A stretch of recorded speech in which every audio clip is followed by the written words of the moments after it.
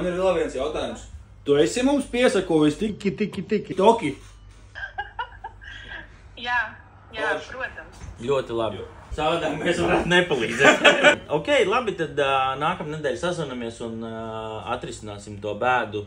Okay. Tad tu brauks pie mums ar to mašīnu vai remontēs pie savu meistaru? Tu vari izdarīt pa vienu dienu, vai ne?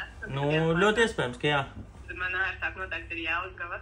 Mareks vienreiz ir novērsis arī tādu tā kā bam bija novērsis. Tā kā tiki ir sīkums. Jā, tur kamēr nav klabīts, viss ir ļoti viegli novēršams. Nepārdzīvo, jā, galvenais ir saprast, kura diena tev ir labāka, kā tu varētu to mašīnu atstāt. Mēs uzreiz laicīgi sarunāsim. Trešdienu?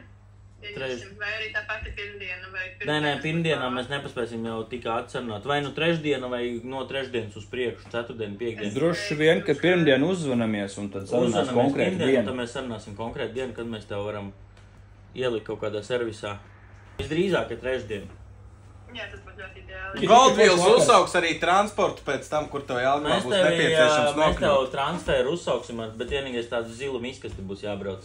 Un ne īpaši glītu šoferi. Nu beidz, es biju pie friziera, nu jau es esmu glīts.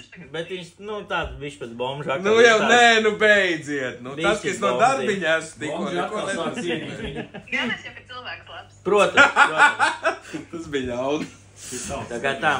Labi, tad sazanamies nākamnedēļ. Jā. Čau, foršu brīvdienas.